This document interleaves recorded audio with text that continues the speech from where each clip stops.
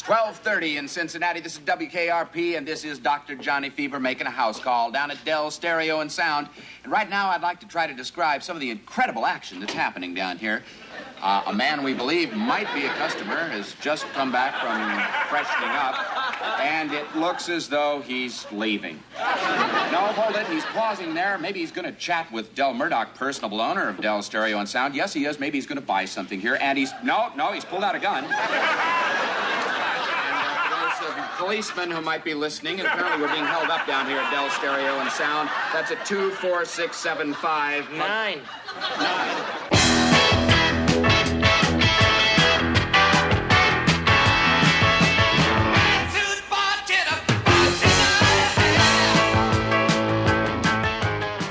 Listen up, fellow babies. This is Hold My Order, Terrible Dresser, the deep dive, history nerd WKRP in Cincinnati watch-along podcast. I'm Mike Grasso, and with me, as always, is Rob McDougall. Hey, everybody, what's happening? Today, we're going to cover the 5th and 6th episodes of the first season, Holdup and Bailey's Show. And we're going to start off with Holdup, which, like many of these episodes, does what it says on the tin. It's about a holdup at a live spot at Dell's Super Stereo in Cincinnati. And, of course, a disgruntled DJ walks in who was rejected for a job at WKRP and takes over the station and the broadcast to try and get his voice on the air. When Bob Barnett appears at the beginning of the episode, all I can think of was Chekhov's DJ. You know, if a DJ you've never seen before shows up in the first act with absolutely no explanation, he's going to go off in the last act. Yes. So, Rob, what did you think of Holdup?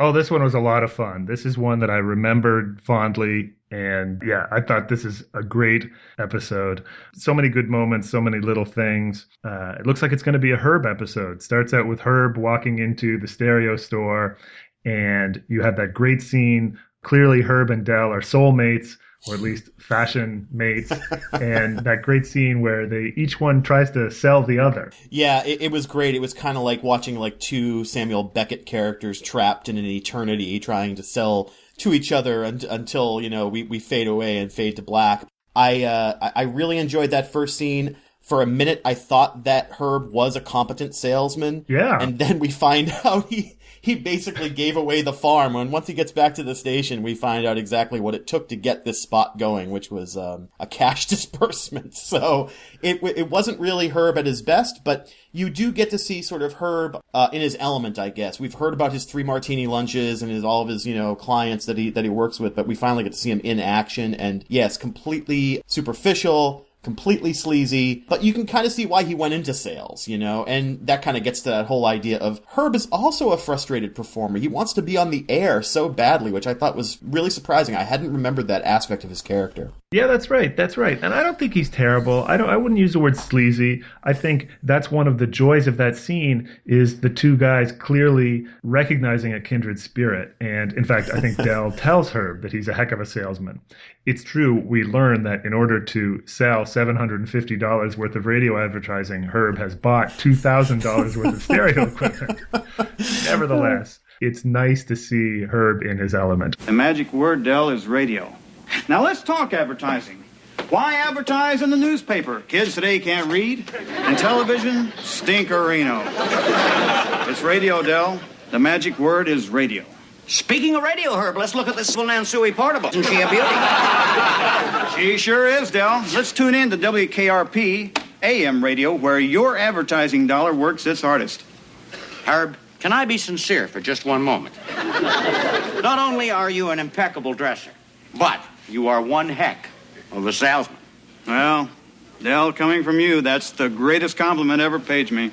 And I mean that sincerely. Another thing I really just loved about this episode and makes it perfect for what we're doing on this podcast is, I don't know, didn't this episode just feel like it was so 70s, so late 1970s? They're all 70s episodes, but this one just seemed like concentrated late 1970s. It really does. There's a lot of aspects to the time, place, the mise en scène, if you will, of this episode that just kind of tap into that rich vein of what was culturally going on. I guess the first thing to mention is It's a hostage crisis. Yeah, that's a 70s thing. It is. It's a very 70s thing. I mean, whether you're talking about depictions of hostage taking for ransom in movies like Dog Day Afternoon or The Taking of Pelham 123, it was, again, a very, very sort of deeply tapped vein for drama, obviously used here for comedy. But, culturally, the 70s were, literally called the golden age of hijacking, and specifically in the air. Airplanes throughout the late 60s and early 70s were being hijacked sometimes multiple times a week all over the United States. Mostly these were not frustrated DJs like Bobby Boogie, but they were, political hijackings. It might sound funny to say hostage-taking, hijacking is a 70s thing. Obviously, we live in the age of terror, but as with so many things on WKRP, there's something sort of homely and small town about this hostage taking. It's a guy with a gun, and not to minimize things that happened in the 70s, but the 70s feels like a time when just a guy with a gun might pull something like this. I think about Squeaky Fromm trying to kill Gerald Ford or something. Yep. If this happened in post 9/11 America, Bobby Boogie would have been shot 75 times. That's how this episode would have ended. Yep, and that's exactly what I was just thinking. There was also something very different about the nature of the hijackings in the 70s that we're talking about, is that while a lot of people probably didn't agree with them politically, it did create a lot of folk heroes, either within sort of left-wing circles or even in middle America. I mean, D.B. Cooper became this literally legendary sort of figure. We don't know who he was, what his real name was, where he came from, where he ended up. Yeah, are you expert enough to sort of very briefly tell the D.B. Cooper story? Because not everybody's going to know that. No, they're not, are they? Well, D.B. Cooper was the name of a hijacker who hijacked, grabbed a ransom, and parachuted out of an airplane in the Pacific Northwest in the very early 70s. Even his name really isn't his name. It was a transcription error by a reporter, I believe. His real name was Don Cooper. One of the great endgame theories for Mad Men that's gone around is that somehow Don Draper is going to become D.B. Cooper and jump out of an airplane with a bunch of money. I think it's great, but he became a legend. I mean, sort of throughout the 70s and even into the early 80s, he was missing after the hijacking. Nobody knew what happened to him. Yeah, well, he got the money and he got away. That's Yep. And they all did. They all did back then. I mean, the policy of the airline was to do whatever the hijacker said. A great book I would recommend, and we can recommend this at the end of the show as well. One that came out just a couple of years ago. It's called The Skies Belong to Us. It's by Brendan I. Kerner, and it's a account mostly of a pair of hijackers, Roger Holder and Kathy Kirkow, who were working ostensibly with the Black Panthers. But it uses that case as kind of a way to kind of extrapolate and explain how hijacking kind of held the American people hostage for a collective number of years. And the mentality, I think, could be played for laughs at this point in the late 70s on a WKRP episode. This is well-trod ground in movies as well. Somebody taking over a place of business, in this case for fame, but also for fortune. The other one it made me think of, and I see you put it in your notes too, is the King of Comedy. Yeah. I mean, WKRP did the King of Comedy before Scorsese did, which I thought was just incredible to consider. It's sort of a, how do you become famous in America in the age of media saturation? You do something outrageous. In King of Comedy, it's Robert De Niro's character, Rupert Pupkin, kidnapping a, basically Johnny Carson analog played by Jerry Lewis, and getting his shot to do his, they always used to say 5 minutes on Carson is the stand-up comic's dream, and he's these frustrated stand-up comic. Frustrated performers, again, getting back to last week with his recital of Shakespeare. Herb wants to be on the air. Bobby Boogie wants to be on the air. It seems like the ultimate reward for sort of an American in this time and place is to get exposure on media. Pick up one of those cards. Excuse me? I said pick up one of those cards. These cards? Yes. You stand there. And you stand there. Hold up the card. Read the card. Okay. President Nixon today, President Nixon today announced that he's going to recognize China, but that if he's not careful, he might mistake them for Korea. What? Forgot to say we'll be right back. Oh, right. We'll be right back.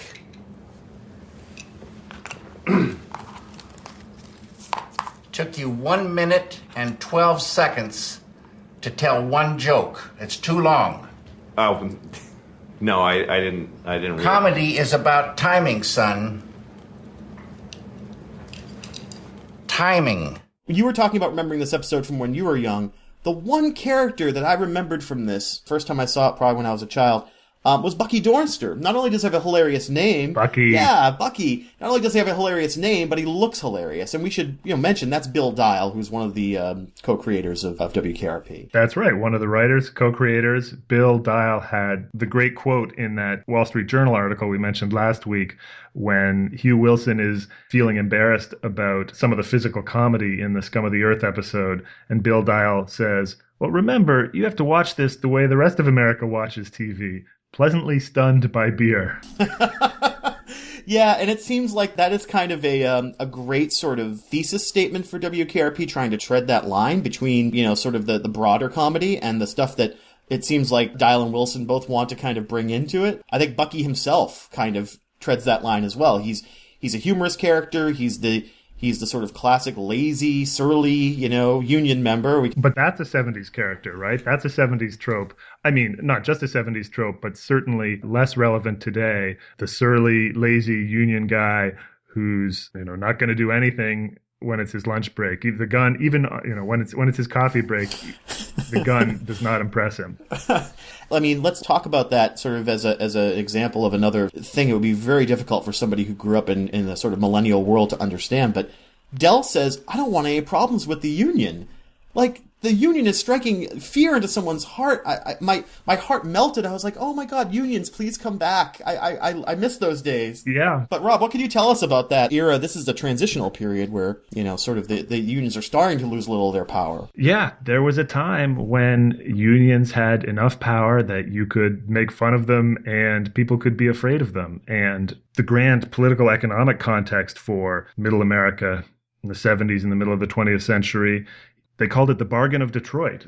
Coming out of the New Deal, unions, which had once been radical, scary, Bolshevik kinds of organizations, New Deal America really embraced the unions. Unions became establishment. And industrial America, the auto plants of Detroit and Flint, Michigan, and I don't know what the industry of Cincinnati would have been, but all through the kind of Midwest, these high-paying union factory jobs really changed the economic makeup of the country and pulled millions upon millions of people out of the working class into the middle class. Today, when everyone is worried about income inequality and the erosion of the middle class, the kind of golden moment that they're looking back to is the middle of the 20th century when, thanks to unions, thanks to these high-paying, secure industrial jobs, the lines between the working class and the middle class were thinner than they ever were in American history and that they ever have been since.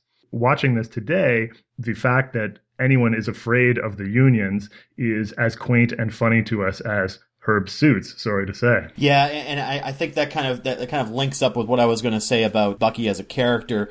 Yeah, we kind of goof on him, but he's also, nothing's going to trouble Bucky. He's got his pension, he's got his security, and, he's got a job. Yeah, Bucky doesn't have to worry. He's not afraid of the gun. He knows the union is going to back him up. Excuse me. Hold it right there, pal. Sorry, I'm on lunch break. Free! Okay. Go ahead and shoot. But you're going to have to answer to Engineers Local 601 if I don't get my lunch. Right, is he in 601? Well, I don't want any trouble with unions, especially that one. I guess it's bon appetit. Another little illustration of unions and the change in time. I think we mentioned last week the Star Wars Christmas special, just in passing. That was 1978, yes.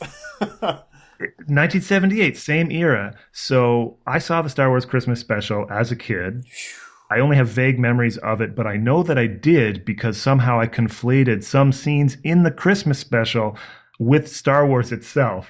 And for years I would watch Star Wars and wonder, where's Harvey Korman? Where's B. Arthur? Right, yeah. Wow. But anyway, then years later in the 90s, I got a chance to see it again. This was still before it was available on the internet, but I and some friends rented it from the amazing Toronto video store, Suspect Video, had an ancient 5th generation VHS tape of the special with the original commercials in it, with the original 1978 commercials in it. And here's the thing. Of course, the special is insane and strange and opened up all these weird, dusty doors in the back of my head. But so did the commercials. And there were these weird, slowly paced 1978 commercials, including several commercials for unions, commercials for like the United Auto Workers Union.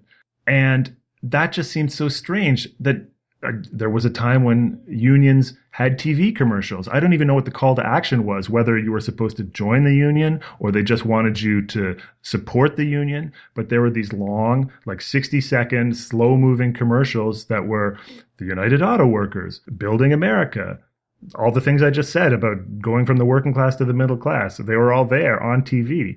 You know, in hyper-capitalist 21st century America, do you ever see anyone saying anything good about the unions on television? I think you nailed it right there. I think that the reason why that these kind of commercials were coming out in the late 70s is because people were experiencing that kind of fatigue and positive public relations was needed. I want to mention, and I'm so glad we brought this up specifically. When we post this up, I will link to it is a commercial for Ask Me, the ATHM SCE union. Easy for you to say. Yeah, I know, right? The person who was doing the recorded the real version of the commercial, but then he used the sort of video, sort of compilation of things that our union does for you, and recorded these foul-mouthed, union-voiced reasons why you should back the union. It is not safe for work. It's about a minute long, just like you said. Very slow-paced, but he just keeps on piling on these obscenities and sounds like this, guy who drives a truck for a living, and it's just the most hilarious thing you have ever seen. So, hey, on your way to work tomorrow, instead of sitting around with your finger up your ass, look around. There's a union out there called AFSCME, and they're busting their balls for you doing a lot of shit work you take for granted. For example, we pick up your fucking garbage. We got broads out there who keep your kids from getting run over by some hard-on. We plug up the holes in the road so you don't fuck up your car. And we push around a lot of little old ladies from Florida. We're out there zapping rats and roaches and making sure your kids don't drink piss from no fucking water fountains. We're fucking AFSCME, Amalgamated Federalization. Hey, I don't know what the fuck it means. All I know is we're hard-working, tax-paying people like you, and we don't take shit from nobody. You got that, asshole? AFSCME, the fucking union that works for you. Oh, and the other thing I found out, and I know this just from, again, I've watched a lot of trashy television in my time, and I've watched a lot of Cops. And there was one time Cops was in Cincinnati. And I was like, well, are these special cops? Because they have these weird white hats. But apparently that's a trademark of the Cincinnati police force historically, is that they've had these sort of white, like old-fashioned milkman, ice cream man type hats. And it's actually accurately represented in this episode. So somebody, again, must know Cincinnati, must have some kind of idea. When those cops come busting in at the end to take out Bobby and then take out Johnny, that's completely accurate to the actual cop uniform in Cincinnati, which I thought was really, really interesting. Good for them doing their homework. One of those cops with the white hats is Hugh Wilson. Oh, I didn't know that. Another little cameo. Oh, that's great. One more level of meta. This episode, they actually did get in trouble with the union because Bill Dial and Hugh Wilson were not members of the Screen Actors Guild. Ah. So don't mess with the union. All right, babies, this is Dr. Johnny Fever, and we're back on the air, coming at you live and jiving from Dell's Stereo and Sound in downtown Cincinnati. And here's a real treat. I've got Del Murdoch with me in person. Take it away, Del. Right, Johnny, what a wonderful sale we've got going on down here. It's unbelievable. That's right, folks. It's hard to believe. It is hard to believe, Johnny, because we're making deals down here that even the factory can't top. We're talking Burgett turntables, we're talking Basel amplifiers, we're talking Goring speakers, you name it, we're talking. We're talking Hornings, Barkers, Blitzers, and Makuchis. We're talking top-of-the-line merchandise that you can't find anyplace else for these prices. And why? Because Dell beats all deals. And why? Because I mark up nothing. I know, Johnny, call me crazy. You're crazy, Dell. Okay, let's talk crazy. Let's come on down here and talk Nansui. Let's talk Vibratone. Let's talk Nietzsche sound. Let's talk the incredible Musia hockey. And that's only the beginning, Johnny. Right you are, Dell. And right now... And John. Dell? I can just hear those people out there asking themselves right now, where in the world can we find and locate these incredible bargains? Where, Dell? Well, right on down here at Dell Stereo and Sound, 24679 Pugner, just south of Strake and Grambling, 1 block south of the Wingy Minone Memorial Mall, across the street from where the men without work hang out. So let's go, everybody. Come on down, walk, run, jump, limp, crawl. I don't care. Just get down here. And I have to say something about Del Murdoch, Hamilton Camp. Just going toe-to-toe with Howard Hessman, with Frank Bonner, and I think I said in the first episode, anytime you see a guest character on WKRP just coming in and nailing it, making a meal out of a little part, very often that actor is one of Howard Hessman's old buddies from his improv group, The Committee. And I believe that's the case here. A guy named Hamilton Camp. Very funny. So what are some of the other... I mean, the fact that this happens at a hi-fi store is also kind of interesting from a 70s perspective. Right. That's one of the things that makes it very 70s to me. Just that hi-fis are going to look a certain way, are going to be a certain way, are going to be a thing. There's been audiophiles forever, but that particular wood-paneled... I guess we're on the cusp, right? 78 is probably... We're right at the cusp between the wood-paneled stereos and the black stereos with lots of blinking lights. I was just going to say, like, the transition from something that looks like an Atari 2600 to the stuff that Patrick Bateman had in his Manhattan apartment in American Psycho. You know, that sort of black, sleek... Yes. You know, let's talk a little bit about radio automation, too, which I think first is mentioned in one of the earlier episodes, but also gets a workout here. There was a time when people thought that DJs were going to become obsolete. It feeds into that sort of anxiety that people are having about automation on all levels. But here, talent on the air could go the way of the dodo. Yeah, I hadn't remembered how many episodes refer to that fear, that idea that we're all going to be replaced with machines. That's clearly a kind of primal scene that's haunting the show, We talked last time about how WKRP is not a super accurate portrayal of radio in 1978, but it is kind of everybody's dream of what they would like radio to be like, or what they wish radio was like. And so the flip side of that, the nightmare, the fear, does keep popping up in episodes about automation, about segmentation of the market and programming, the conflict about whether the DJs can program their own records. It's not so threatening to have Andy Travis saying, I need you to play the hits, but there's future episodes where they have computers programming the hits, or, we're only going to play disco. Of course, today, there are still DJs, but the days of anyone choosing their records out of milk crates are long, long gone. That was really adorable, wasn't it? When Johnny first came to the spot at Dell's, he had a little tiny, satchel with probably all the records he needed for the day, and I was just like, wow, that's really cool, because, again, portability was not a big feature of music at this time and place at all. If you are listening to this and you're under 30 years old... Let's talk a little bit about what it took to get your music from one place to the other. You used to have to bring, if you wanted to spin tunes at a party or something, you couldn't just pop it in your pocket. You had to bring a bag or a box or a crate, as Rob just said, of your LPs. Now, that's a little bit before my time, but, again, your music collection used to take up a lot of space. A lot of space. I do question whether, A, anyone is listening to this, and B, anyone who is under 30 years old is listening to this. I keep hoping, Rob. I keep hoping that the kids are going to discover WKRP because of this podcast. It's true. We're doing our part. We're doing our part to spread the word. One of the things I found when I was researching the automation, the history of automation of radio was, I Googled it, obviously, because that's what you do. And I got a couple of great links, but also I got a couple of Google ads where Google itself was advertising its, radio automation software, I guess, which was just nicely creepy and sort of just a coda to the entire idea of people in the creative economy being replaced by machines. And I thought that was kind of interesting. Yeah, 30 years from now, people are going to say, oh, remember when Pandora used to choose the music I listened to, or Songza, or Spotify? Now it's just Google. It's just their algorithms. I'm really nostalgic for that time when I could choose between 3 or 4 apps to program my music for me. Rob, we both know in 30 years' time, nobody's going to be able to say anything bad about Google, or the chip in their head will shock their frontal lobe. So let's be honest. That's not going to be something people are going to be able to say at that point. Oh my God, I just saw something on Twitter just this morning. I guess I won't be able to find it, but Samsung has a new TV that is voice activated, sort of like Siri. You can tell it to turn off, change the channel, that sort of thing. Mm-hmm. But the fine print of the instruction manual warns you not to speak any personal or private information in the same room as the television because it may be sent to third parties. Well,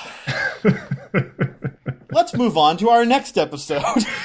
Back to the 70s where things were less scary. Yeah. Isn't this exciting, Mr. Carlson? Yeah, it certainly is. Yeah, our first concert. I mean, the first concert we've had since we've gone rock. And we sold out, too.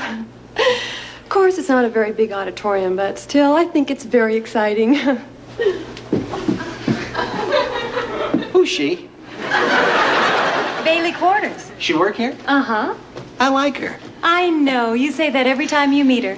I do. Okay, well, our second episode for this week is Season 1, Episode 6, Bailey's Show. And in this episode, the station needs to do some public service programming, and Bailey, sort of shy, unassertive Bailey, finally gets her chance to produce a show. Going back even all the way to the pilot episodes, Rob, we've been talking about sort of the sort of kind of role Bailey plays and being sort of the flip side of Jennifer and being sort of the professional woman of the 70s who, is looking for that first break and that way to kind of break into the boys' club. Yeah. So I picked up this book called Baby If You Ever Wondered, America's Favorite Radio Station by Michael Castle, a book about WKRP. And Castle talks about how the original plan for the show was that each episode would only feature maybe 5 of the 8 principals. Mr. Carlson and Andy would be in every episode, but the others would maybe get 10 or 15 episodes out of a 22-episode season. They really had to kind of earn their spots.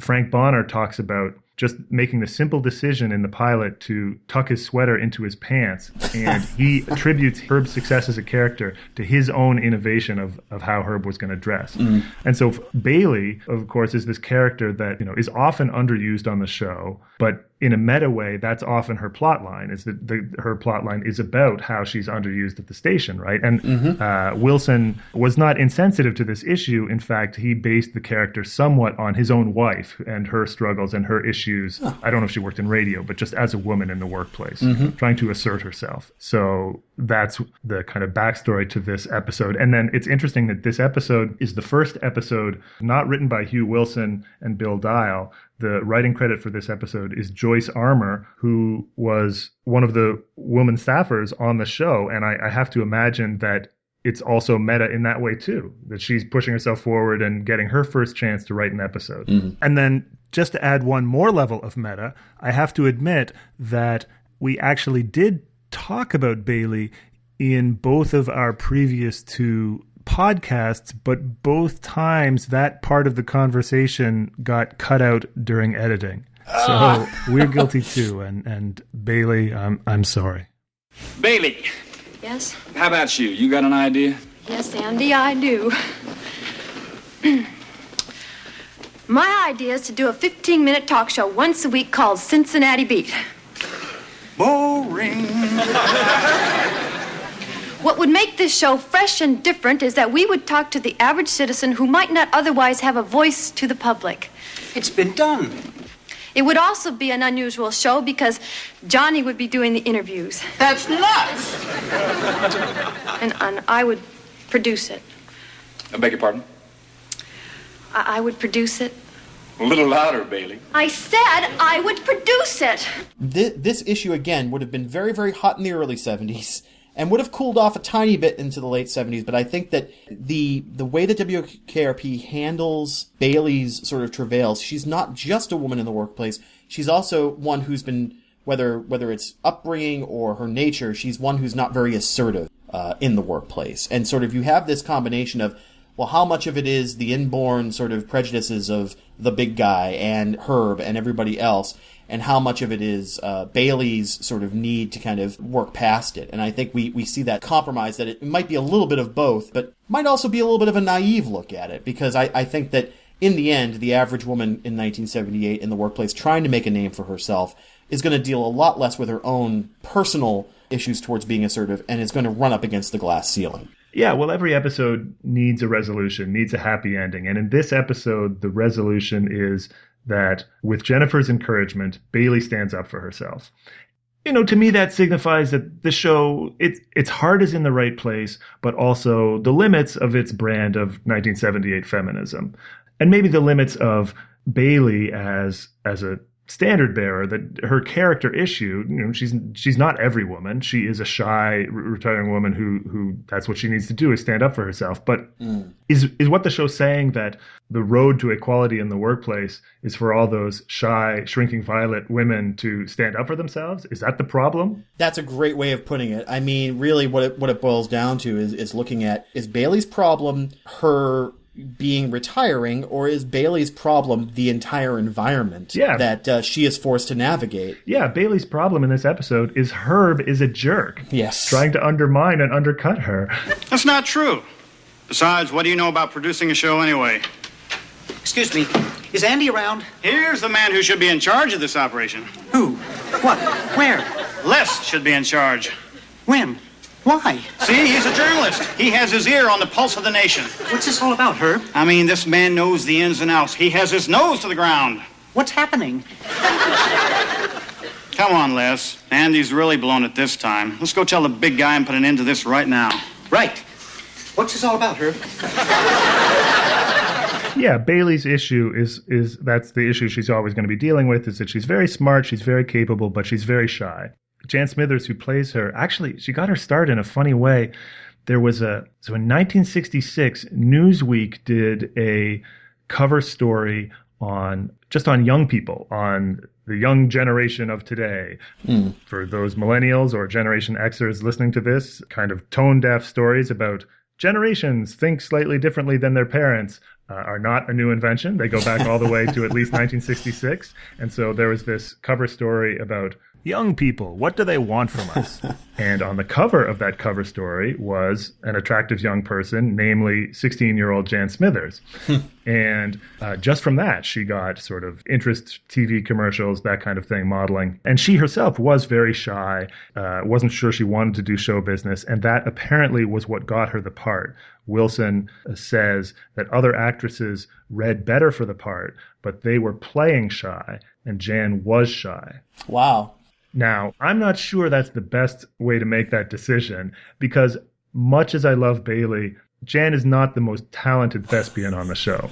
Yeah, I mean, I think that when you put her up against some of the other actors who obviously are either more classically trained, either, you know, regular comic acting, or someone like Hessman, who was accomplished, improv and sort of sketch comedy person, you know, you're dealing with somebody who might be a little bit outclassed. At the same time, there's a naturalisticness to her sort of line reads that is actually a little bit refreshing. I kind of think that there's probably an alternate universe out there somewhere where things were a little different, where Bailey was the one who came to the station and she's our entryway into it. That would be a great show. Kind of like Peggy and Mad Men in the first episode of Mad Men. That would be a great show. I often imagine the alternate universe where KRP got 6 seasons in a movie, where it just kept running. And you always feel like, they would have eventually really gotten into Bailey. Yeah. She and Johnny might have gotten together. All the things that, all the could have, should have beens that float around that character. Yeah, absolutely. Jennifer, if you don't mind, I think I'm going to cry. Bailey, women who want to be broadcast producers do not cry in public. Then I'll cry in my car on the way home. That's the way men do it. So there's two prominent woman characters on WKRP. There's Bailey Quarters and there's Jennifer Marlowe.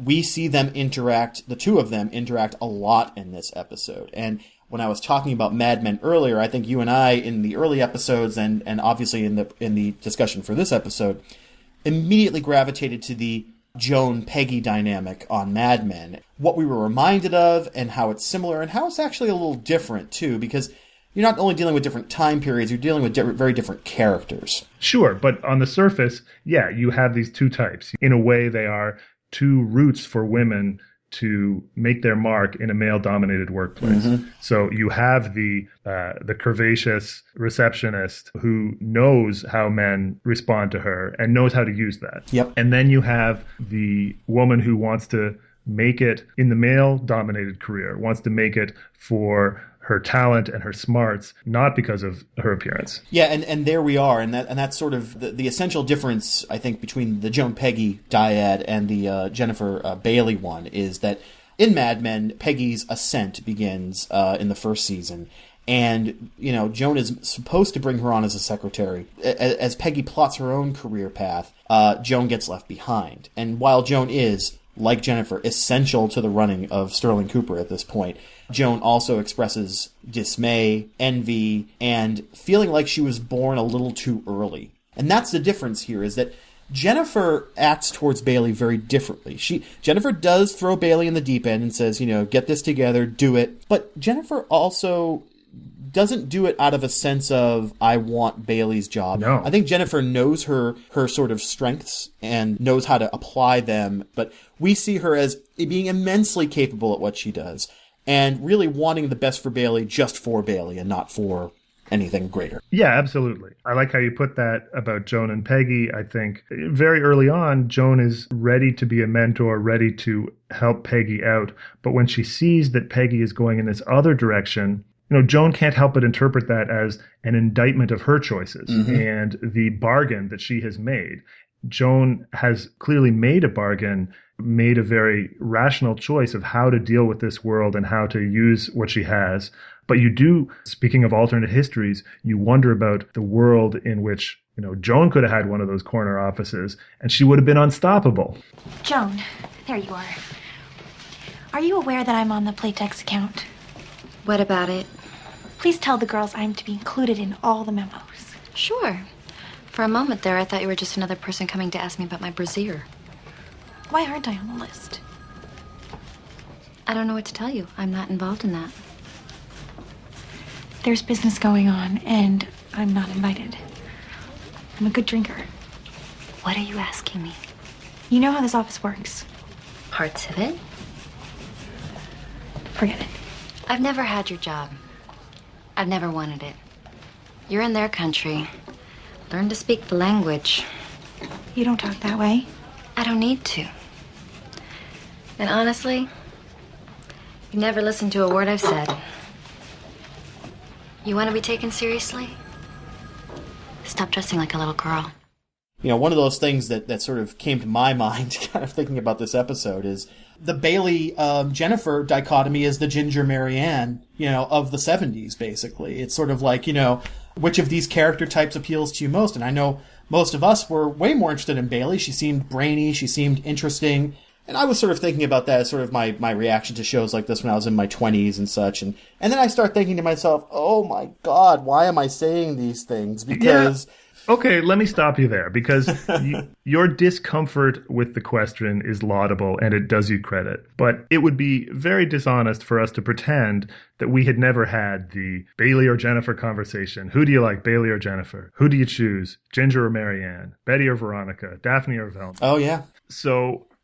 we can have the conversation and then we can unpack it. I actually did a little research, by which I mean Googled Bailey versus Jennifer. And apart from a surprising lack of slash fiction, I did find many sad little comment threads where this question had been discussed. And I picked one essentially at random. Let me guess, Rob, were they from Usenet at any point? Or are these a little more recent than that? Okay. Well. Going back a ways. And so I found like 100, comment thread. Do you want to guess what the percentage was of men who picked Bailey over Jennifer? Yeah, well, here's the problem is that, yes, nobody says Jennifer, right? Right. Almost unanimously Bailey. I think it was like 90%, 100% Bailey, except one exception, one small segment of the population, which is to say women. There were a number of women who joined in, and they said, they weren't commenting so much on the attractiveness of the characters, but they said, I really liked the Jennifer character, and I really liked that she stood up for herself, and I really liked, they saw what we were talking about, that she is the head and the heart of the station, and was, not a perfect character, but was certainly a subversion of the type, the ditzy blonde type that was everywhere in popular culture in the 1970s. Yeah, no, that's interesting. Probably not that surprising now that I think about it. I mean, that's the whole thing. The whole point of this question is to prove what an enlightened dude you are. Again, in that early 90s, I've got a ponytail on a college campus kind of way, Ouch. I can't help but think of the guy I was, or even, oh God, the guy in Good Will Hunting that Matt Damon completely shuts down. I mean, that was me in college, sensitive ponytail guy, it's not comfortable to think about, but it is fact. And sure. Well, hey, I had a ponytail, and I was a graduate student in history at that particular college, so I felt that very keenly.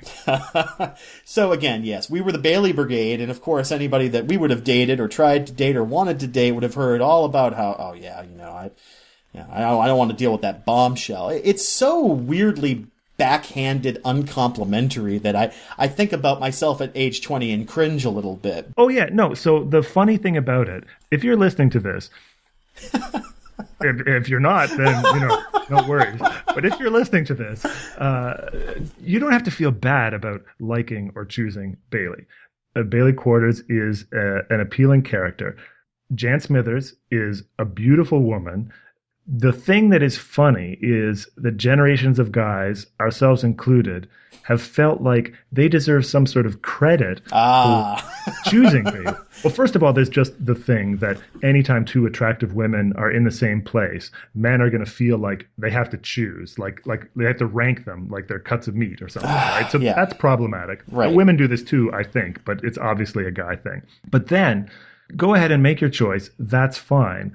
But don't feel like you get any credit for being an iconoclast or a contrarian, or worse yet, some sort of connoisseur of womankind, because you, of all men, had the insight to see through that exterior and somehow see that Bailey is gorgeous and be attracted to her. Yeah, to use the parlance of our times, you do not get a cookie for liking Bailey. Absolutely not.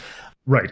And I'd even go farther. Let's take as a given that they're both gorgeous. Lonnie Anderson, of course, it's a kind of historically specific appearance that she has. That particular kind of Zaftig platinum blonde that is just as late 70s, early 80s as Del Stereo. Yep. But if you take as a given that both of them are attractive, then think about their personalities. What are you saying if you say, well, given a choice between the competent, confident woman who has it all figured out and the shy wallflower who needs someone to rescue her, I'm going to choose the shy wallflower.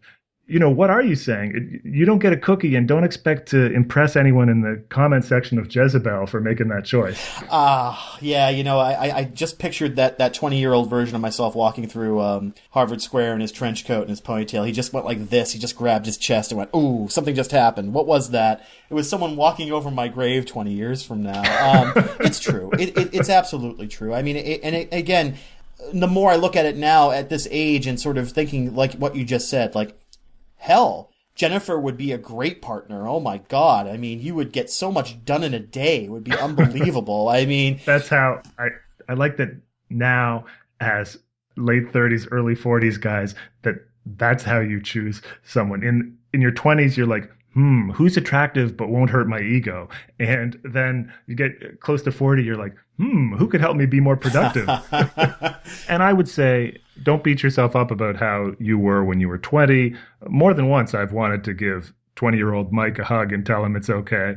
And 20-year-old Rob, for that matter. Yeah. I think everybody gets amnesty for being an adolescent when they're an adolescent. That's all right.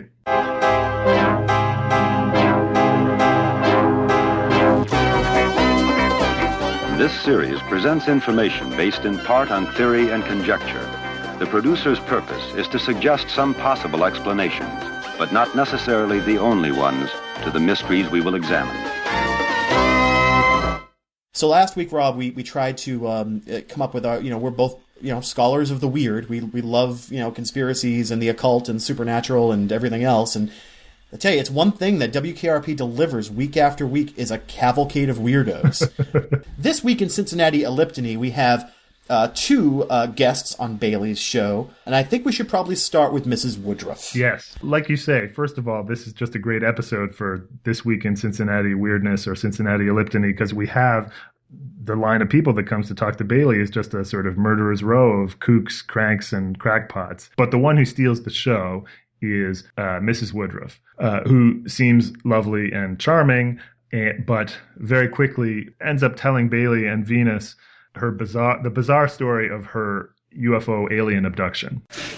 Well, anyhow, to make a long, internationally copyrighted story short, I was beamed aboard their spaceship, what they call a get gone, and transported to Ha-Cha-Cha number 3. That's what you people call Mars.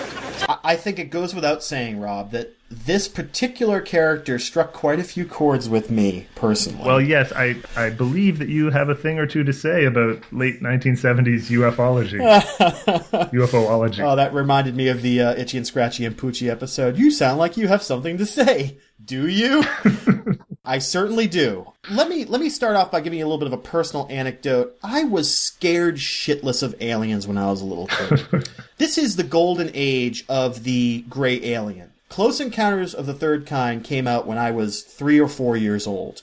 Okay? Yeah. That movie fucked with my head. It really did. If you can watch the final scene of Close Encounters and not have the feeling of creeping dread that I do, then you didn't watch it when you were 3 or 4, when you were or probably 5 or 6, when I was way too young to process what was going on. Aren't the aliens in Close Encounters are not sinister, are they? Well, they were to me.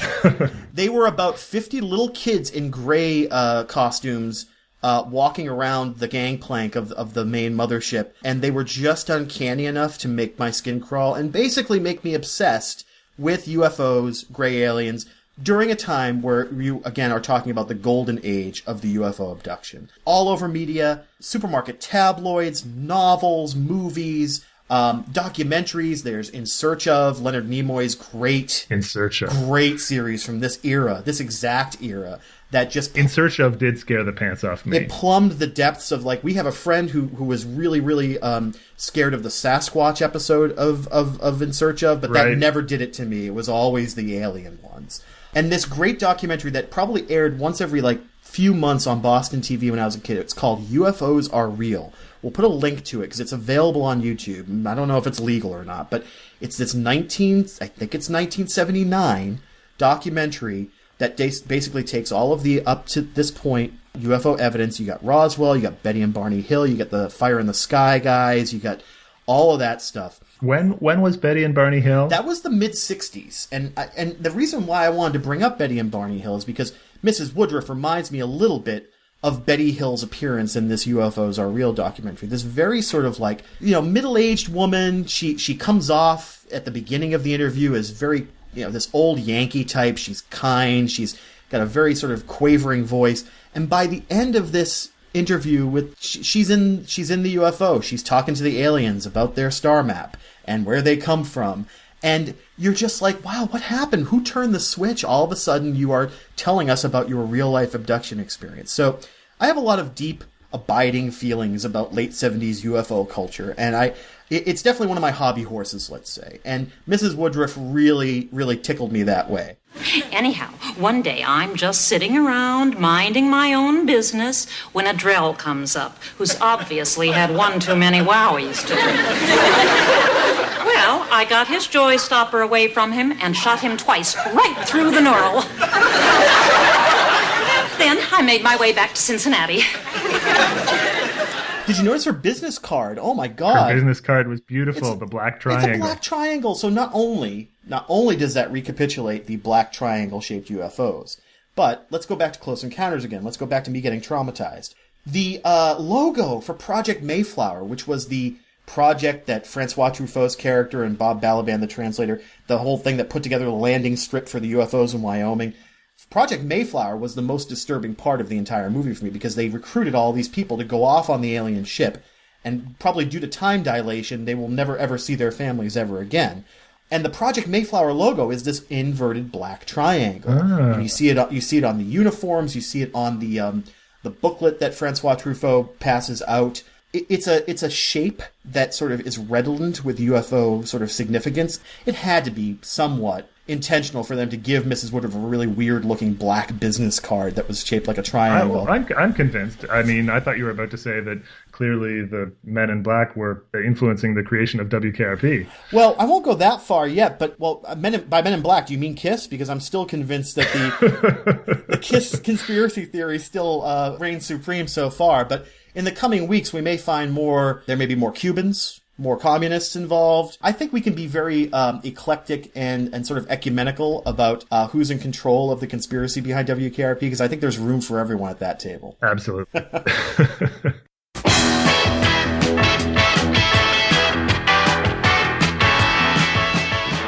Hey, thanks for listening, everybody. We'll be back soon with more WKRP riffs and memories. If you like this well enough to listen to the whole thing, tell somebody about it. We're online now at holdmyorderterribledresser.com, which wasn't taken, and will be up soon on iTunes and the other one.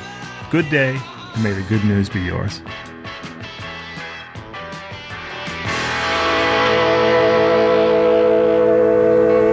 Hold My Order, Terrible Dresser is recorded before a live studio audience.